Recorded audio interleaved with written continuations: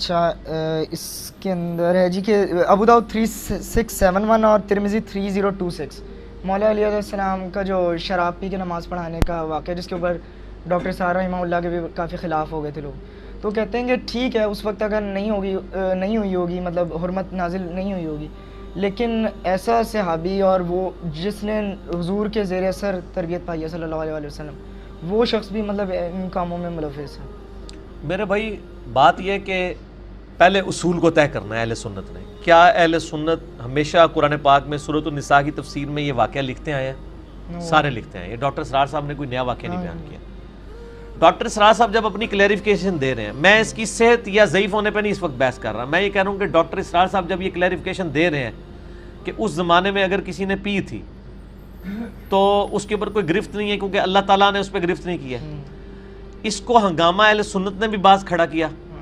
ہاں، تو ان کے یہ پوچھے کہ اہل سنت حضرت عمر کا تو مانتے ہیں نا کہ وہ پہلے پیتے تھے، ٹھیک ہے نا جی، تو اس کے اوپر کیوں نہیں ہنگامہ کھڑا کرتے؟ میرا خیال ہے کہ کسی بندے کی بری انٹینشن اگر ہو پھر آپ اس پہ گرفت کریں۔ ڈاکٹر اسرار صاحب کی کہیں بری انٹینشن نہیں تھی، وہ تو حدیث سے فاطمہ جو ہے 33 دفعہ سبحان اللہ، 33 دفعہ الحمدللہ، 34 دفعہ اللہ اکبر، بخاری کی حدیث جب بھی بیان کرتے تھے ان کی آنکھوں میں آنسو آ جاتے تھے، تو سیدنا علی سے عقیدت رکھتے تھے۔ حتیٰ کہ انہوں نے پاکستان میں نظام خلافت کیا، کیوں اور کیسے، جو انہوں نے اپنی وفات سے کچھ عرصہ پہلے کتاب لکھی تھی، اس میں انہوں نے لکھ دیا ہے کہ حضرت معاویہ کی جو جنگیں تھیں حضرت علی کے خلاف، یہ خاندانی تعصب تھا۔ انہوں نے خود مان لیا کہ حضرت علی حق پہ تھے، حالانکہ پہلے ان کا موقف ڈیفرنٹ تھا۔ تو میرا ڈاکٹر اسرار صاحب کے دفاع کے اوپر موجود ہے، ان کے اوپر زیادہ میں نہیں سمجھتا کہ جتنا ہنگامہ کھڑا کیا گیا نا وہ کیا جائے۔ باقی تو حضرت علی رضی اللہ تعالیٰ عنہ ہوں یا باقی صحابہ ہوں، ان سے تو نبی علیہ السلام کے معاملات میں کئی اور چیزیں بھی ہوئی ہیں جو ایکسپیکٹ نہیں کی جا سکتی۔ مثلا آج بچے کو یہ بات پتہ ہے کہ الحکم فوق الادب، حکم ادب پر فوقیت رکھتا ہے۔ تو جب نبی علیہ السلام نے حضرت علی سے کہا تھا کہ میرا نام مٹا دو صلح حدیبیہ کے موقع پر، تو انہوں نے کہا کہ میں نہیں مٹاؤں گا محمد رسول اللہ۔ انہوں نے اپنے ایمان کا اظہار کیا، محبت رسول کا، لیکن اگر حکم کو ادب پہ فوقیت دی جائے تو انہوں نے غلط کیا۔ تو کیا اب اس کو لے کے لکیر پیٹنا شروع کر دیں کہ بھئی یہ حضرت علی سے غلطی نہیں ہو سکتی، یہ کیا ہو گیا، ان کو نہیں یہ بات پتہ تھی؟ حالانکہ یہ وہ بات ہے جو سنی شیعہ دونوں بیان کرتے ہیں، اس میں ان کو تحقیر کا پہلو نظر نہیں آتا۔ تو اس طرح کی چیزوں کو نہیں گھسیٹنا چاہیے۔ میرا خیال ہے کسی کے اوپر شک نہیں کرنا چاہیے۔ اگر آپ سمجھتے ہیں کہ اصول محدثین پہ حدیث صحیح نہیں ہے تو آپ اس کو ضعیف کہیں، ٹھیک ہے، کوئی عرض نہیں، لیکن جس نے صحیح سمجھ کے بیان کیا اس نے بھی بری انٹینشن سے نہیں کی، اس نے بعد میں کہا ہے کہ یہ پہلے کا واقعہ تھا اور اس کے اوپر کوئی گرفت نہیں ہے۔ پہلے تو کئی ایک معاملات ہوئے ہیں میرے بھائی، ٹھیک ہے، نبی صلی اللہ علیہ وآلہ وسلم کے کئی اصحاب سے سونا پہننا بھی ثابت ہے۔ بعد میں جب ان کو پتہ چلا، یہ میں نے اس میں بھی پکی دی ہوئی ہے نا، تو اب آپ یہ کہیں گے یہ کیسے ہو سکتا ہے کہ ان کا شانہ انداز ہو، یہ ہو وہ ہو، کئی اور معاملات ہیں جو ہو سکتے ہیں، چھوڑ دیں۔ کیا علاج کی خاطر شراب یعنی الکوہل پینا جائز ہے؟ مثلا ہومیوپیتھک ادویات ہے، اس میں استعمال ہوتا ہے کثرت کے ساتھ الکوہل۔ ہومیوپیتھک میں آپ الکوہل نہیں پی رہے ہوتے ہیں، یہ دو بالکل الگ چیزیں ہیں۔ دیکھیں صحیح مسلم میں حدیث ہے کہ نبی علیہ السلام سے پوچھا گیا علاج کے لیے شراب پینا، تو آپ نے فرمایا شراب تو بیماری ہے، علاج کے لیے بھی آپ نشہ آور چیز تو نہیں لے سکتے، وہ حرام ہے۔ ہومیوپیتھک ادویات میں آپ شراب یا الکوہل نہیں پی رہے ہوتے ہیں، بلکہ الکوہل ایز اے پریزرویٹو استعمال ہوتا ہے، مقصد اس کو پینا نہیں ہوتا، اور وہ انتہائی ڈائلیوٹیڈ ہوتا ہے، اس کو پینا کسی کا مقصد نہیں ہوتا۔ ابھی تک یعنی سائنس نے الکوہل کے علاوہ کوئی ایسی چیز دریافت نہیں کی ہے کہ جس میں آپ دوائی کو پریزرو کر سکیں۔ الکوہل اللہ نے ایسی چیز بنائی ہے کہ آپ سینکڑوں سال کے لیے بھی دوائی رکھیں خراب نہیں ہوگی، ٹھیک ہے، وہ پریزرویٹو ہے۔ جس طریقے سے سرسوں کا تیل اینٹی سیپٹک ہے۔ یہ اچار کیوں بنایا گیا تھا؟ لوگ پہلے سفر کرتے تھے تو ہر جگہ وہ لکڑیاں ڈھونڈیں گے اور جناب پھر تو وہ سفر کر بیٹھے تو وہ اچار ڈالتے تھے تاکہ روٹی کہیں سے بھی لی، سالن کے طور پہ اچار یوز کیا۔ اچار آپ دیکھیں کئی سال پڑا رہتا ہے سرسوں کے تیل میں، خراب نہیں ہوتا، اس سے پھپھوندی نہیں لگتی، کوئی انفیکشن اس پہ نہیں آتا، کیونکہ اینٹی سیپٹک ہے نا وہ سرسوں کا تیل، اسی لیے زخم کے اوپر آپ لگا دیں نا تو جناب وہ اس زخم میں پیپ نہیں ڈلتی، کیونکہ باہر سے کوئی چیز میں انٹر نہیں نہ ہو سکتی۔ تو الکوہل کا بھی یہی مسئلہ ہے۔ الکوہل جو ہے نا یہ یعنی جو ہومیوپیتھک ادویات ہیں نا، یہ ان میں الکوہل یوز ہوتا ہے۔ اس میں جو ایک وہ جو گولیوں والا مسئلہ ہے نا، اس میں تو سمپل ہے کہ گولی کے اوپر وہ ڈراپ ڈالتے ہیں، گولی گیلی ہوتی ہے، تھوڑی دیر بعد گولی خشک ہو جاتی ہے، کیونکہ وہ ایویپوریٹ کر جاتی ہے الکوہل, اور وہ دوائی جو ہے نا وہ اس گولی کے اوپر ڈپازٹ ہو جاتی ہے, پھر تو آپ اس کو استعمال کر لیں اگر آپ کو وہ والا معاملہ ہے. اگر وہ گیلا بھی کوئی استعمال کر لیتا ہے, وہ شراب کی نیت سے اس کو پی نہیں رہا اور نہ شراب کو پی رہا ہے, وہ تو دوائی کھا رہا ہے نا, وہ تو ایز اے لاسٹ ریزارٹ وہ ایک پریزرویٹو کے طور پہ, وہ تو کئی ایک کیمیکلز تو ہمارے اس وقت جو ڈبوں کے دودھ ہیں ان میں بھی کئی ایک کیمیکلز یوز ہو رہے ہیں, لیکن مقصد ان کو اس طریقے سے استعمال نہیں کرنا. ہاں اگر کوئی ڈائریکٹ بغیر دوائی کے صرف الکوہل ہی پینا چاہتا ہے تو وہ تو غلط ہوگی نا سر. الکوہل پہ تمہارا کلپ بھی آ چکا ہے نا, تو الکوہل تو غلط ہے نا. ہومیوپیتھک ادویات کے اوپر تمام علماء کا یعنی اتفاق ہے, میرا اس کے اوپر پہلے بھی کلپ ریکارڈڈ ہے. اب اسی میں وہی چیز بھی آ گئی آپ کا پرفیوم کا استعمال, اس میں تو آپ کھا پی رہے ہی نہیں ہے نا. الکوہل کھانا یا پینا جو ہے حرام ہے, الکوہل خود ناپاک نہیں ہے. الکوہل سے تو بعض کا یہ یعنی زخموں کی صفائی کے لیے اسپرٹ یا الکوہل یوز ہو جاتی ہے نا, تو وہ جسم پہ لگ جائے تو جسم ناپاک نہیں ہوگا. خون بھی پاک ہے, خون پینا حرام ہے. کئی خون تو ہم کھا بھی رہے ہوتے ہیں نا, جو گوشت کے اندر خون ہوتا ہے مرغی کا, اندر تک تو خون نہیں نا ختم ہوتا, وہ تو اندر رہتا ہے. تو وہ یعنی پرفیوم میں تو یہ مسئلہ بالکل ہی ڈیفرنٹ ہے, اس میں تو آپ جسم پہ لگا رہے ہیں. شراب ناپاک نہیں ہے, پینے کے لیے نڈس ہے, حرام ہے. وہ نڈس وہ والا نڈس نہیں ہے جس طرح پیشاب نڈس ہوتا ہے, ٹھیک ہے, وہ یعنی پینے کے پوائنٹ آف ویو سے نڈس ہے. جیسا کہ خون ہے, صرف امام حنیفہ کا موقف ہے نا خون کے بارے میں, باقی تمام اہل سنت کے ائمہ کا موقف ہے خون پاک ہے. اور اس میں میں نے وہ جو ابو داؤد سے حدیث پیش کی ہوئی ہے کہ ایک صحابی کو جناب وہ پیرے پہ نبی علیہ السلام نے مقرر کیا تھا, ان کو تیر لگتے رہے اور وہ اسی طریقے سے تلاوت کرتے رہے, اور بعد میں یعنی ساتھی نے کہا آپ نے ہمیں جگا لینا تھا. ان کا نہیں, میں نے ایک صورت شروع کی تھی, میں نے کہا میں مکمل کروں, اور اس دوران زخم بھی خون بھی رستا رہا. تو نبی علیہ السلام تک بات پہنچی, آپ نے نہیں فرمایا کہ تیرا وضو ٹوٹ گیا تھا. تو یہ تو بڑا مضبوط موقف ہے امام بخاری رحمہ اللہ کا, باقی سارے ائمہ کا یہ موقف ہے کہ خون نکلنے سے وضو نہیں ٹوٹتا کیونکہ خون پاک ہے. ہاں پاک ہونے کے باوجود پینا حرام ہے, قرآن پاک میں واضح آتا ہے. کئی پاک چیزیں جو ہم کراہت کرتے ہیں, تھوک پاک ہے, لیکن یہ تو نہیں کہ وہ تھوک کرے اور پھر چاٹے اس کو, ایک کراہت محسوس کی جاتی ہے نا. یہ تو نہیں اب تھوک کپڑوں کو لگ گئی تو کپڑے ناپاک ہو گئے, ٹھیک ہے, تو وہ ناپاک نہیں ہے. ناپاک جو چیزیں جیسے پیشاب ہے, منی ہے, مزی ہے, یہ ساری ناپاک ہے, ان کو تو آپ نے دھونا ہے. اچھا علی بھائی, اس میں ضمن دو چیزیں ہیں جی جو ایک تو یہ ہے کہ آپ نے جو شراب والا کلپ جو کلیریفیکیشن آپ نے دی تھی, اس میں ایک چیز کلیئر کر دیں کہ اس میں آپ نے ایک حدیث ذکر کی تھی جس میں 10 بندوں پر جی لعنت ہے, اس میں تھا ایک بیچنے والا بھی. تو اب الکوہل جو بیچ رہے ہیں, یعنی کہ الکوہل اس صورت میں بیچ رہے ہیں چاہے وہ ادویات کی شکل نہیں, پھر دونوں ڈیفرنٹ ہوں گی نا سر, اس پہ وہ چیز نہیں ظاہر نہیں لگے گی نا. اگر کوئی گدھا اس لیے بیچ رہا ہے کہ آپ کو مارکیٹ میں گدھا کھلایا جائے گوشت کی شکل میں, ٹھیک, تو پھر تو ظاہر ہے گدھے کو آپ حرام ہی کہیں گے اس کے بیچنے کو. لیکن اگر گدھا جو ہے وہ اور طرح, جس طرح آج وہ میں اس دن سن رہا تھا تقریباً لاہور میں گدھوں کی تعداد بڑھنی شروع ہو گئی ہے. اچھا وہ کہہ رہے ہیں لوگ پال رہے ہیں, ہو سکتا ہے یہ پابندی جو لگی ہے گدھے کے گوشت اس کی سے بڑھنی شروع ہو گئی ہو کہ اب کٹ نہ رہے ہوں اتنے, صحیح, تو ایک اور وجہ بھی ہو سکتی ہے. تو اب یہ ڈیپینڈ کر رہا ہے. بلکہ میں آپ کو بتاؤں, یہ جو لوگ ہیروئن کی اور اس طرح کی اسمگلنگ کرتے ہیں نا, وہ اسی کا سہارا لیتے ہیں. وہ کہتے ہیں جی دیکھیں گدھا کھانا حرام ہے لیکن گدھے کی خرید و فروخت تو حرام نہیں ہے نا, تو ہم ہیروئن استعمال نہیں کرتے, صرف خرید و فروخت کرتے ہیں. وہ تو جو کھا رہا ہے وہ گنہگار ہے, وہ معاملہ ڈفرنٹ ہے, وہ نشہ آور چیزوں کے لیے معاملہ ہے. تو یہاں کے لیے آپ وہ جو اگر الکوہلک صرف الکوہل بیچ رہا ہے وہ تو حرام ہے.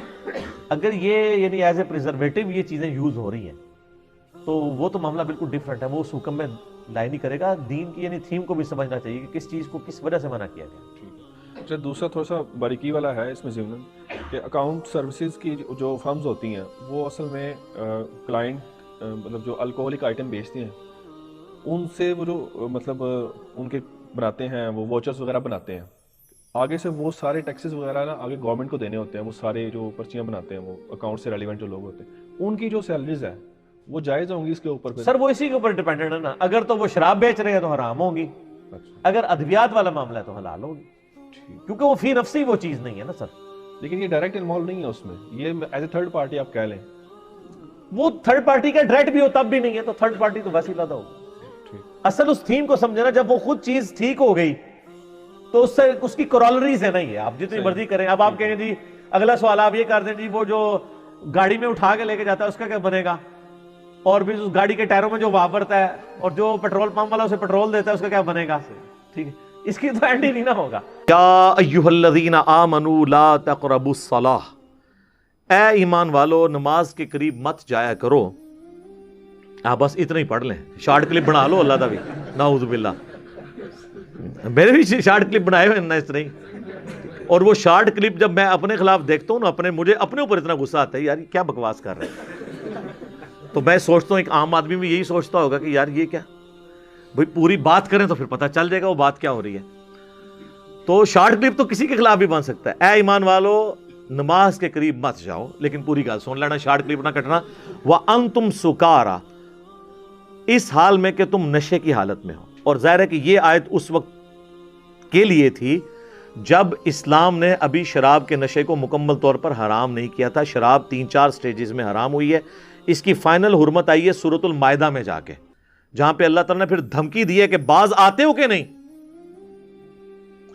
یہاں تک یہ تھا کہ نشہ اگر کوئی کر رہا ہے، چونکہ عرب کے لوگ پکے اس کی عادی تھے، ٹائم لگا چھوڑنے میں، تو ایٹ لیسٹ نماز کی حالت میں نہ جایا کرو جب تک نشہ اترے نہ، نماز نہ پڑھو. اس کی لاجک بتا دی کیوں. حتی تعلموا ما تقولون، یہاں تک کہ تمہیں یہ پتا چل جائے کہ تم کہہ رہے کیا ہو. یہ نہ ہو کہ تمہیں پتہ ہی نہ ہو اور تم کچھ کا کچھ پڑھ دو، قرآن کی آیات کو غلط ملت کر دو اور تمہیں پتہ ہی نہیں، تم اللہ کے سامنے کھڑے ہو، الٹا اپنے حق میں دعا کرنے کے بدعا کرنا شروع کر دو. اب ہمارے کئی حفاظ ہیں، ان بیچاروں کو قرآن کا ترجمہ تو نہیں آتا، وہ جناب اللہ کے نافرمانوں کی آیات پڑھتے جاتے ہیں، اینڈ پہ جا کے انہیں جنت کی بشارت سنا دیتے ہیں. بیچ میں سے وہ بھول جاتے ہیں، اور کبھی جنتیوں کا ذکر ہوتا ہے، اینڈ پہ جا کے ان کو جہنم میں پھینک آتے ہیں، کیونکہ انہیں ترجمہ تو آتا نہیں ہوتا. اور ورنہ اگر ترجمہ آتا ہو تو آپ ایمانداری سے بتائیں، جب وہ بندہ آیت پڑھ رہا ہوگا تو اسے خود رک جائے گا کہ یار یہ تو ذکر ہو رہا تھا اہل ایمان کا، تو یہ جہنم بیچ میں کہاں سے آ گئی. تو پتہ چل جاتا ہے اس کو، لیکن ترجمہ نہیں آتا. تو اللہ تعالیٰ ہمارا جب تک تمہیں یہ پتہ نہ ہو تم کیا کہہ رہے ہو اس وقت تک. اچھا، اس میں اجتہاداً ایک مسئلہ یہ بھی نکلا کہ نمازی کو یہ پتہ ہونا چاہیے نماز کے دوران کہ وہ کیا کہہ رہا ہے. نشے سے باہر نکلے ہوئے بندے کو بھی پتہ ہونا چاہیے. عام حالت میں سب ہم لوگ نشے کے بغیر ہی پڑھ رہے ہیں نا نماز، لیکن اللہ تعالیٰ اس کی لاجک دے رہا ہے حتی تعلموا ما تقولون، تمہیں پتہ ہو تم کہہ رہے کیا ہو. تو اس کا مطلب ہے ایٹ لیسٹ نماز کا ترجمہ ہمیں آنا چاہیے، تاکہ ہم جب غور و تفکر کریں. کہتے ہیں نماز میں خیال بہت آتے ہیں، خیال آنے چاہیے نا، کیونکہ جو آپ بول رہے ہیں آپ کو اس طرف توجہ ہی نہیں، آپ کو پتہ ہی نہیں آپ کیا کہہ رہے ہیں، تو پھر ظاہر ہے ذہن میں پھر کوئی اور چیز تو داخل ہوگی نا. نماز کے علاوہ بھی کر لیں آپ کوئی کام ایسا جس میں آپ کو پتہ نہ ہو کہ آپ کیا کہہ رہے ہیں، تو خیال تو بیچ میں کئی ایک آئیں گے.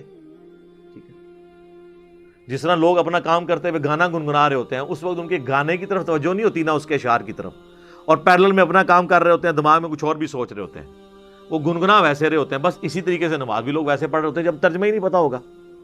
تو اس آیت میں واضح حکم آ گیا کہ آپ کو یہ پتہ ہونا چاہیے. آج کی ڈیٹ میں تو نشہ ہے ہی حرام ہے، شراب کے اوپر بھی میری ویڈیوز ریکارڈ ہیں آلریڈی. اچھا، اس آیت کے کانٹیکسٹ میں آپ کو پتہ ہے کچھ سال پہلے ڈاکٹر اسرار صاحب نے بھی اس آیت کے کانٹیکسٹ میں جامعہ ترمذی سے اور سنن ابی داؤد کے اندر سے ایک حدیث بیان کر دی تھی سیدنا علی کے حوالے سے، اور اس کے اوپر آپ کو پتہ ہے کافی زیادہ ہنگامہ کھڑا ہوا تھا، اور لوگوں نے یعنی یہ اس میں برابر کرانے کی کوشش کی کہ معاذ اللہ کو ڈاکٹر اسرار صاحب نے سیدنا علی کی توہین کے لیے بیان کیا. وہ ترمذی ابو داؤد میں جو روایت آتی ہے کہ وہ نماز پڑھا رہے تھے تو قل یا ایھا الکافرون انہوں نے خلط ملت کر دی، تو اس کے اوپر یہ آیت نازل ہوئی. اب یہ جو حدیث ہے نا، اس کی صحت کے بارے میں محدثین کے ہاں اختلاف پایا جاتا ہے. بعض اسے صحیح سمجھتے ہیں، بعض اسے ضعیف سمجھتے ہیں. جو صحیح سمجھتے ہیں وہ کہتے ہیں اس کی سند حسن درجے کی تو ہے، جو ضعیف سمجھتے ہیں وہ کہتے ہیں اس میں ایسے راوی ہیں جو ناسبی ہیں، حضرت علی سے بغض رکھنے والے ہیں، لہٰذا ان کی بات حضرت علی کے خلاف ایکسیپٹ نہیں کی جائے گی، انہوں نے گھڑی ہوگی. بہرحال دونوں صورتوں میں ڈاکٹر اسرار صاحب پہ یہ تہمت نہیں آپ لگا سکتے. اس کی وجہ یہ ہے کہ انہوں نے اس سے یہ رزلٹ نہیں نکالا نعوذ باللہ من ذالک کہ حضرت علی کی توہین کی ہو. باقاعدہ انہوں نے اس میں کلیریفائی کیا کہ اگر اس زمانے میں کسی نے پی ہے تو سورہ المائدہ میں اللہ نے اس کے پینے کو اپنے حق میں آن کیا ہے. سورۃ المائدہ کے اندر اللہ تعالیٰ نے کہا کہ جو گزشتہ ہو چکا اس کے اوپر کوئی گرفت نہیں ہے، کیونکہ اس وقت بھی بعض لوگوں کے دماغ میں یہ بات آ گئی نا کہ یار ہم جو پہلے پیتے رہے ہیں تو اس میں کیا بنے گا؟ ہمارے تو کسی نے تو آج کے دور کا کوئی بندہ ہو تو کہ تو ساڈے تے جینز ہی چ بھی وڑ گئی ہے، وہ کس طرح نکلے گی؟ ساڈے تے خون وچ وڑ گئی ہے تو وہ کس طرح نکلے گی؟ تو اللہ تعالیٰ نے وہ وہم نکال دیا کہ اگر اس زمانے میں کسی نے اس طرح کیا تھا نا تو اس کے اوپر پھر اس اعتبار سے کوئی گرفت نہیں ہوگی، کیونکہ ظاہر ہے اللہ تعالیٰ نے اس کے اوپر کوئی سختی فرمائی نہیں تھی. جب اللہ تعالیٰ نے سختی نہیں فرمائی تھی تو آپ اس کے حوالے سے کسی کو بلیم نہیں کر سکتے. اب ڈاکٹر اسرار صاحب کے حوالے سے جو ہے، میں یہاں پہ ٹائم تھوڑا رہ کے ورنہ میں وہ آیات بھی تلاوت کرتا، میں اس کو سکپ کرتا ہوں. سورۃ المائدہ میں آپ کو آیات مل جائیں گی. ڈاکٹر اسرار صاحب کے حوالے سے چونکہ کافی ہنگامہ اس وقت کھڑا ہوا تو بعض لوگوں نے ان کے اوپر یہ گرفت کی، تو میں نے اس وقت بھی جواب دیا تھا کہ اگر وہ اس روایت کو صحیح سمجھتے ہوئے بیان کر رہے ہیں تو اس سے کوئی حضرت علی کی تنقیص انہوں نے مراد نہیں لی ہے. اور پھر ڈاکٹر اسرار صاحب تسبیح فاطمہ والی حدیث جو بخاری مسلم میں ہے، 33 دفعہ سبحان اللہ، 33 دفعہ الحمدللہ، 34 دفعہ اللہ اکبر، وہ جب بھی حدیث بیان کرتے تھے تو وہ ان کی آنکھوں میں آنسو آ جاتے تھے. تو ان کی اہل بیت سے عقیدت تھی.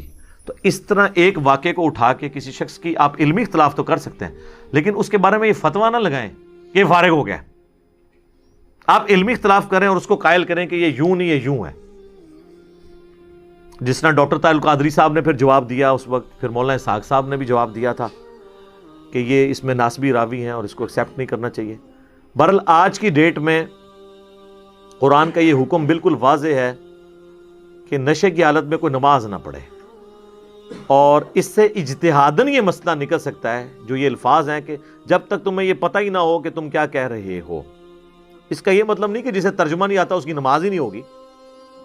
نماز اللہ نے ظاہر پہ رکھی ہے اور یہ اللہ کی بڑی کرم نوازی ہے. آپ دیکھیں نماز کے فرائض میں کہیں یہ نہیں ہے کہ آپ کو ترجمہ آتا ہو، نماز کے فرائض میں کہیں یہ نہیں ہے کہ آپ کا دھیان نماز ہی کی طرف ہو، کیونکہ اللہ کو بھی پتا تھا کہ دھیان ادھر ادھر ہو سکتا ہے. نماز کی جب بھی بات ہوتی ہے تو کیا جاتا ہے جی؟ وضو ہو، جگہ پاک ہو، کپڑے پاک ہوں، اللہ اکبر کہہ کے شروع کرنی ہے، قیام کرنا ہے، اس میں فاتحہ اور سورت ملانی ہے، پھر رکوع کرنا ہے، رکوع سے سیدھا کھڑا ہونا ہے، ہر رکعت میں 2 سجدے کرنے ہیں، 2 سجدوں کے درمیان بیٹھنا ہے، 2 رکعتوں کے بعد تشہد پڑھنی ہے اور 4 رکعتوں کے بعد تشہد پڑھ کے سلام پھیر دینا ہے. ہمیشہ نماز کے ظاہر کے اوپر بات ہوتی ہے.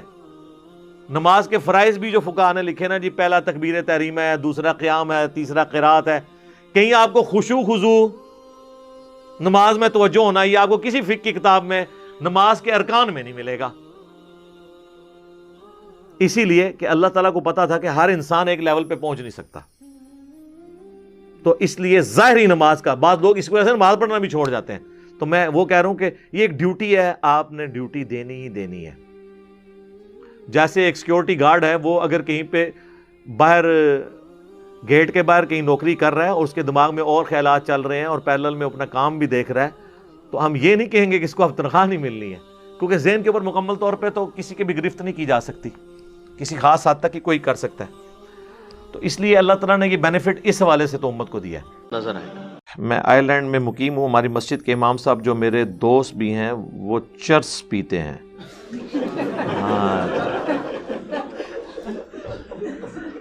میں نے ان کو سمجھایا اور باقیوں کو بھی سمجھایا، لیکن وہ سب کہتے ہیں کہ ان کا ذاتی معاملہ ہے. ان کے پیچھے نماز پڑھ سکتا ہوں، دل نہیں کرتا، اس وجہ سے باقی دوست ناراض ہیں.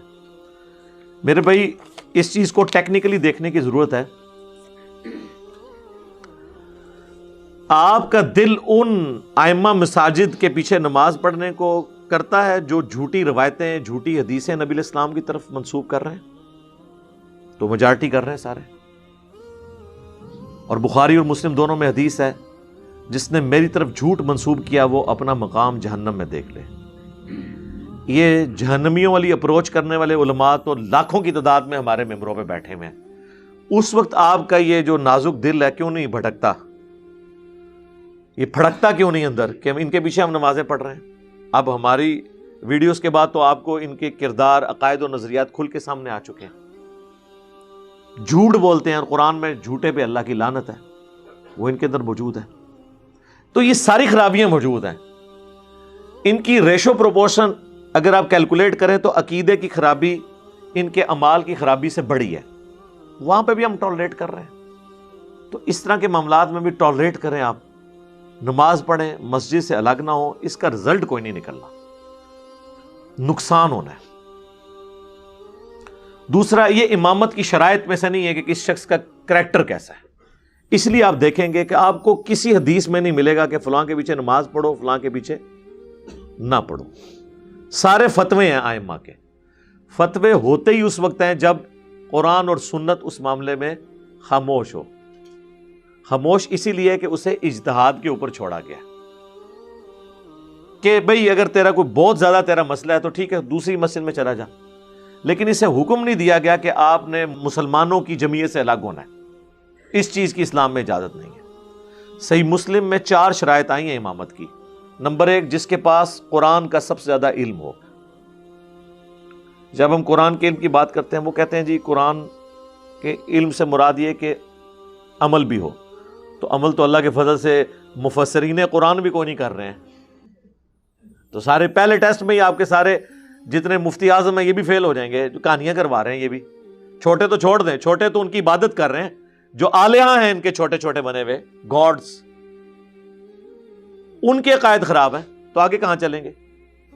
اچھا اس کے بعد لیکن وہ اندھوں میں کانے ہیں نا جی, جس طرح کی عوام ہے اس طرح کے وہ اوپر ہیں بیٹھے میں.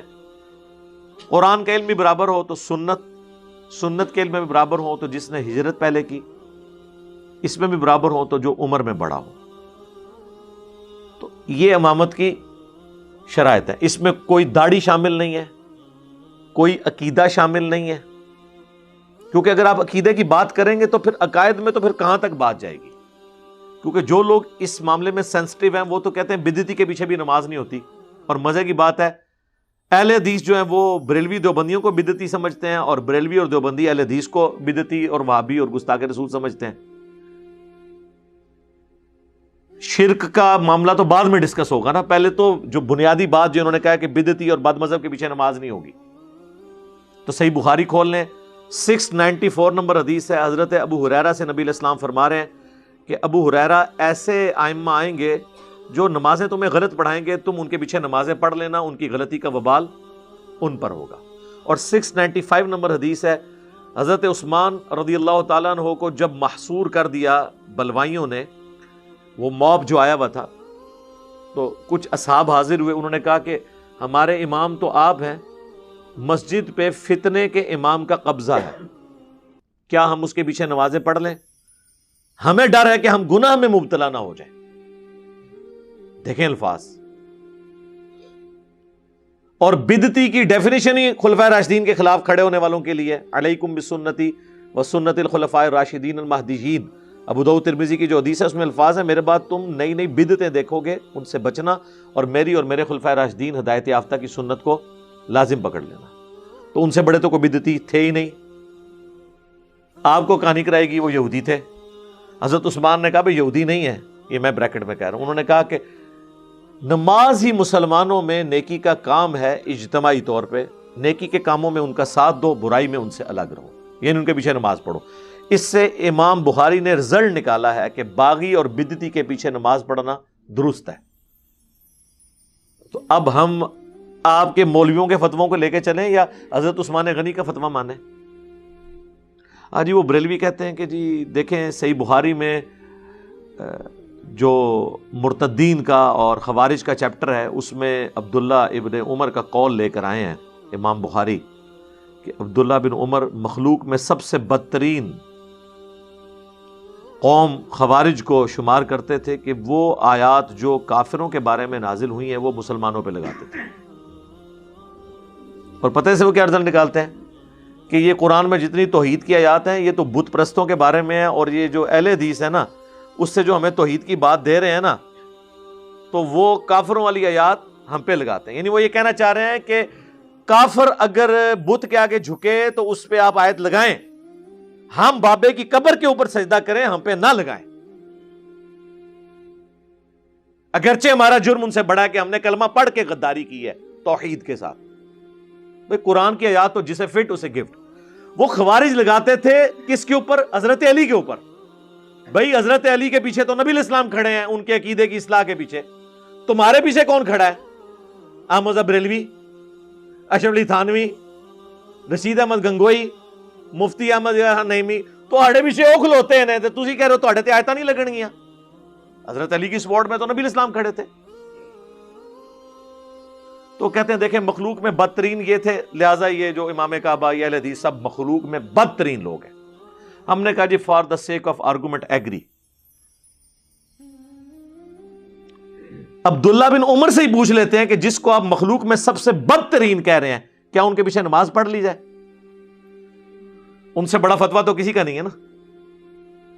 تو سنن کبریٰ البیہقی میں موجود ہے کہ عبداللہ ابن عمر خوارج کے پیچھے نماز بھی پڑھتے تھے اور خشبیہ کے پیچھے بھی، مختار سقفی کے فالورز کے پیچھے بھی. اس سے یہ بھی بات پتہ چلی کہ اس نے دعوی نبوت نہیں کیا ہوا تھا. یہ سب ایمبیگوس روایتیں ہیں جن کی بنیاد پہ یہ رزلٹ نکالتے ہیں. صرف آل امیہ سے چونکہ اس نے بدلہ لیا تھا قاتلین حسین کا تو اسے ملائن کر دیا. ورنہ مجھے بتائیں جو دعوی نبوت کرے عبداللہ بن عمر اس کے پیچھے نمازیں پڑھیں گے؟ تو سنن کبریٰ البیہقی کے الفاظ ہیں، وہ خشبیہ یعنی مختار سقفی کے فالورز اور خوارج کے پیچھے نمازیں پڑھتے تھے اور کہتے تھے جب تک ان کی مساجد سے حی علی الصلاۃ حی علی الفلاح کی آواز آئے گی ہم ان کے پیچھے نمازیں بھی پڑھیں گے، ان کے سلام کا جواب بھی دیں گے. البتہ جب یہ ہمیں کہیں گے ہم مسلمان بھائیوں کو قتل کریں پھر ہم ان کا ساتھ نہیں دیں گے. سمپل. تو عبداللہ بن عمر اگر خوارج کو بدترین سمجھ رہے ہیں تو ان کے پیچھے نماز کے بھی قائل ہیں، لیکن یہ لوگ نہیں قائل ہوں گے کیونکہ یہ اپنے بزرگوں کے دین کو لے کے چل رہے ہیں. قرآن و سنت کی تعلیمات سے ان کا دور دور تک لینا دینا ہی کوئی نہیں. اور دوسری طرف سیدنا علی جن کو وہ کافر قرار دے رہے ہیں خوارج، المصنف ابن ابی شیبہ میں ان سے پوچھا گیا کہ بتائیے یہ خوارج کافر ہیں؟ انہوں نے کہا یہ کافر تو نہیں، یہ کفر ہی سے تو بھاگے ہیں، انہیں یہ گمان ہوا کہ میں کافر ہو گیا ہوں، مجھے انہوں نے چھوڑا ہی اس وجہ سے کہ اتنا ڈرتے ہیں کفر سے کہ مجھے بھی چھوڑ گئے. کیا پازیٹیونیس ہے جی، کیا بات ہے. ایڈا حوصلہ یا مولا علی دا ہے یا مولا علی دے مننے والے دا ہے کہ اسی بھی نہ پیچھے ہی نمازاں پڑھنے ہیں. اچھا دوسرا پوچھا گیا یہ منافق ہے، انہوں نے کہا منافق کیسے ہوئے؟ قرآن تو کہتا ہے منافق تو اللہ کا بڑا تھوڑا ذکر کرتے ہیں، ان کی تو نمازیں اتنی لمبی ہیں، یہ منافق نہیں ہے. پوچھا گیا جب کافر بھی نہیں منافق بھی نہیں تو کیا ہے؟ تو کہا گیا یہ ایک قوم ہے جس نے ہم سے بغاوت کی ہے، یعنی ہمارے بھائی ہیں، ہم میں سے ہیں، بگوڑے ہو گئے. کیونکہ جو کافر نہ ہو منافق نہ ہو، تیسری کیٹیگری قرآن میں مسلمان کی ہے. ہاں تین ہی کیٹیگریز ہیں نا، انسانوں میں بھی کوئی مرد ہوگا، عورت ہوگا یا ٹرانسجینڈر ہوگا، چوتھی تو کوئی نہیں ہے نا. تو سورۃ البقرہ کے سٹارٹ میں ہی انسانیت کی تین کیٹیگریز آئی ہیں عقائد میں، مومنین، منافقین اور کفار. تو جب کافر اور منافق نہیں تو مسلمان ہے، اس میں سے یہ رزلٹ نکلتا ہے. تو اس لیے ان چیزوں سے باہر نکلیں. اگر آپ کے دل میں کسی کے بارے میں کوئی چیز ہے تو اس کو جانے دیں. مروان ممبر رسول کے اوپر لعنت کرتا تھا، اہل بیت کے اوپر، نعوذ باللہ. مسند ابی یعلا کے اندر موجود ہے. امام حسن حسین علیہ السلام سامنے بیٹھے ہیں اور وہ کہہ رہے ہیں کہ اہل بیت جو ہیں وہ لعنتی لوگ ہیں، نعوذ باللہ. تو وہ امام حسین چونکہ وہ ان کا مزاج تھا ایکسٹروورٹ، انہوں نے کہا کہ لعنتی تو ہے، تیرے باپ کے اوپر لعنت کی تھی حکم کے اوپر نبی الاسلام نے، تو اہل بیت کے بارے میں بات کر رہا ہے لیکن نمازیں انہی کے پیچھے پڑھتے تھے. یہ ذہن میں رکھیں، امت کی جمعیت سے الگ نہیں ہوئے. اس لیے آپ دیکھیں کہ جو اس وقت شیعہ ہیں ہمیں ان سے لاکھ اختلافات، ایگزیجریشن بھی ہے ان کے عقائد میں، بدعت بھی ہیں اور بعض تو شرک کے درجے تک ہیں چیزیں، لیکن ان میں یہ پازیٹیو چیز ہے کہ وہ امام کعبہ کے پیچھے نماز پڑھتے ہیں، الگ سے جماعت نہیں کرواتے. ان کے نزدیک نماز ہر ایک کے پیچھے ہو جاتی ہے. لیکن دوسری طرف اہل سنت میں بہت سختی ہے. بریلوی اہل حدیث کے پیچھے قائل نہیں، اہل حدیث بریلویوں کے پیچھے قائل نہیں ہے، اور یہ باقاعدہ فتوے ہیں ان کے. خیر یہ تو پھر ٹاپک کہاں سے کہاں نکل جائے گا.